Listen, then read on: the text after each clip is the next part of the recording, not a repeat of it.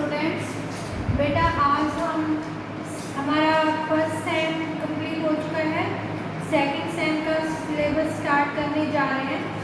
कक्षा 7वीं विषय हिंदी व्याकरण उप विषय लेसन नंबर 11 विशेषण पाठ नंबर 11 विशेषण।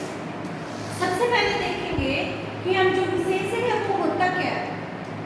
संख्या और सर्वनाम की विशेषता बताने वाले शब्दों को विशेषण कहते हैं। इसे कहते हैं संख्या और सर्वनाम की विशेषता बताने वाले शब्दों को विशेषण कहते हैं। जैसे मेरे पास समय कम है। क्या है मेरे पास? समय कितना है? कम। संख्या और सर्वनाम सब कौन से होते हैं? जो किसी विशेष व्यक्ति, वस्तु, स्थान आदि का बोध करवाते हैं। जो और सर्वनाम क्या होते हैं? जो संख्या के स्थान पर प्रयोग किए जाते हैं। ठीक है। अब है विशेषण। विशेषण शब्द जिन शब्दों की विशेषता बताते हैं। विशेषण शब्द जिन शब्दों की विशेषता बताते हैं उन्हें विशेष्य कहते हैं। ठीक है। जैसे लाल कमीज, विशेषण क्या है इसमें? लाल। और कमीज क्या है? विशेष्य। लाल कमीज। और जिन शब्दों से विशेषण की विशेषता का पता चलता है उसे क्या कहते हैं? पर विशेषण। क्या कहते हैं उसे? पर विशेषण। उसके बाद विशेषण के भेद, कितने भेद होते हैं? विशेषण के 4 भेद होते हैं। फर्स्ट है गुणवाचक विशेषण। क्या है फर्स्ट? गुणवाचक विशेषण। जो सब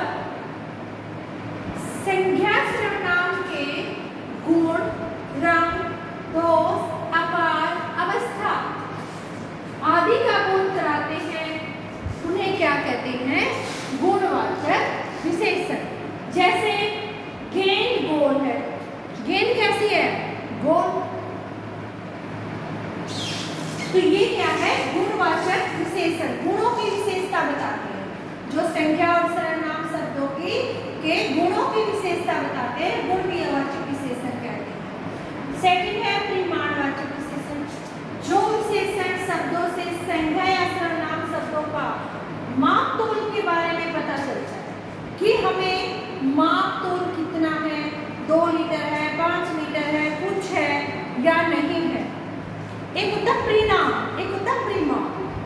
परिमाप होता है नाप तोल का पता चलता है जिसमें, और परिणाम होता है जैसे हम पूरा साल स्टडी करते हैं और परीक्षा होती है और फिर हमारा क्या आता है? उसका परिणाम।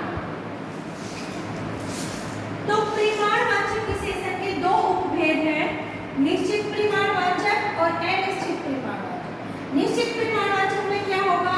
निश्चित नाप तोल का पता चलेगा हमें, जैसे बाजार से 4 किलो चावल ले आओ। और अनिश्चित परिमाणवाचक में क्या होगा? निश्चित माप तोल का पता नहीं चलेगा। संख्या या सर्वनाम शब्दों से हमें निश्चित माप तोल का पता नहीं चलता, उसे अनिश्चित परिमाणवाचक विशेषण कहते हैं। जैसे बाजार से कुछ चावल ले आओ। निश्चित में क्या था? 4 किलो चावल ले आओ। और अनिश्चित में बाजार से कुछ चावल ले आओ। संख्यावाचक विशेषण। जो विशेषण शब्द संख्या या सर्वनाम की संख्या का बोध करवाते हैं। जो विशेषण शब्द संख्या या सर्वनाम की संख्या का बोध कराते हैं।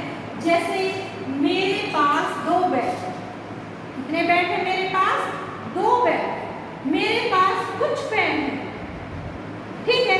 इसके भी 2 उपभेद होते हैं, निश्चित संख्यावाचक और अनिश्चित संख्यावाचक। निश्चित संख्यावाचक और अनिश्चित संख्यावाचक। निश्चित संख्यावाचक में क्या होगा? निश्चित संख्याओं का बोध होगा, जैसे 10, 20 कापियां लाया। अनिश्चित संख्यावाचक में क्या होगा? 10 कुछ कापियां लाया। ठीक है। उसके बाद है सार्वनामिक संकेतवाचक विशेषण। कि जो सार्वनामिक होता है, जो संकेतवाचक विशेषण होता है, वो क्या होता है? ठीक है। जब कोई सर्वनाम संख्या से पहले आकर उसकी विशेषता बताता है। संख्या किसी चीज, वस्तु, व्यक्ति आदि का नाम को संख्या कहते हैं। उससे पहले आकर उसकी घर मेरा है। संज्ञा क्या है? घर। इससे पहले क्या आया? यह। ये क्या है? विशेषण। यह घर मेरा है। ठीक है। किसी निश्चित वस्तु की ओर संकेत कर। उसके बाद तुलना की दृष्टि से विशेषण की 3 अवस्थाएं होती हैं। जो तुलना है, अगर उसकी दृष्टि से देखें तो हम कितनी अवस्थाएं होती हैं? 3 अवस्थाएं होती हैं। मूलावस्था, उत्तरावस्था और उत्तमावस्था। ठीक है। पहली है मूलावस्था।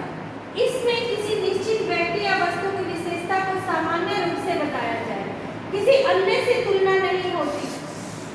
सामान्य की ओर संकेत किया जाता है, लेकिन जो उसकी तुलना है वो किसी के साथ नहीं होती है। जैसे श्याम मोटा है। जैसे श्याम मोटा है। उत्तरावस्था। इसमें 2 व्यक्तियों, वस्तुओं या स्थानों की तुलना की जा सकती है। किसकी? 2 व्यक्तियों, 2 वस्तुओं, 2 व्यक्तियों की तुलना आपस में की जा सकती है। जैसे राम श्याम से मोटा है। कितने व्यक्ति है इसमें? 2, राम और श्याम। राम क्या है? श्याम से मोटा है। उसके बाद उत्तमावस्था। इसमें 2 से अधिक वस्तुओं, व्यक्तियों या स्थानों की तुलना करके एक को सबसे अधिक अच्छा या बुरा बताया जा सकता है। 2 से अधिक वस्तुओं, व्यक्तियों, स्थानों की तुलना आपस में की जाती है, लेकिन उन सब में से एक को अच्छा बताया। मेरी कक्षा में राम सबसे सुंदर लड़का है। राम कक्षा का सबसे सुंदर बच्चा है। तो कक्षा तो बहुत सारे बच्चों से बनती है, और उसमें जो राम है वो क्या है? बहुत ही सुंदर बच्चा है। तो बेटा ये है आपका विशेषण का चैप्टर। अब हम इस चैप्टर को अपनी जो पाठ्य पुस्तक है उससे रीड करेंगे। अब हम अपनी पाठ्य पुस्तक से विशेष लेसन को रीड करेंगे। लेसन नंबर 11, विशेषण।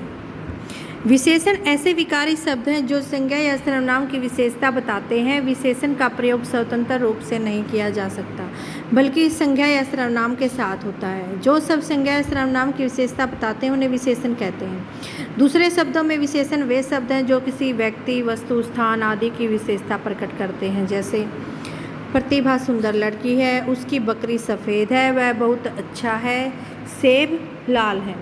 इन वाक्यों में मोटे छपे शब्द संज्ञा या सर्वनाम शब्दों की विशेषता प्रकट कर रहे हैं, इसलिए ये क्या है? विशेषण है। जिस संज्ञा या सर्वनाम की विशेषता बताई जाती है उसे विशेष्य कहते हैं। विशेषण का प्रयोग विशेष्य से पहले या बाद में आवश्यकता अनुसार किया जा सकता है। जैसे अंगूर खट्टे हैं, विशेषण का प्रयोग विशेष्य के बाद। नटखट लड़की आज चुप बैठी है, विशेषण का प्रयोग विशेष्य से पहले। उपयुक्त वाक्यों में अंगूर तथा लड़की विशेष्य है क्योंकि उसकी विशेषता बताई गई है। उद्देश्य विशेषण। तो आपने जो ये विशेषण की डेफिनेशन है इसको लर्न करना है, उसके बाद फिर विशेष्य की डेफिनेशन को लर्न करना है, उसके बाद उद्देश्य विशेषण और विधेय विशेषण। अब है जिन शब्दों से विशेषण की विशेषता का पता चले उसे पर विशेषण कहते हैं। क्या कहते हैं? पर विशेषण। विशेषण की विशेषता बताने वाले शब्दों को पर विशेषण कहते हैं। जैसे यह करेला बहुत कड़वा है। क्या है? यह बहुत कड़वा है। तुम्हारी बोली अति मधुर है। उपयुक्त वाक्यों में बहुत और अति पर विशेषण है जो विशेषण कड़वा और मधुर की विशेषता बताता है। विशेषण के भेद। विशेषण के 4 भेद होते हैं: गुणवाचक, संख्यावाचक, परिमाणवाचक, सार्वनामिक या संकेतवाचक। गुणवाचक, जिसमें संज्ञा सर्वनाम के गुणों का बोध कराया जाए, गुणवाचक कहते हैं। दूसरे शब्दों से संज्ञा और सर्वनाम के गुण, दोष, रंग, रूप, आकार, अवस्था आदि का बोध होता है।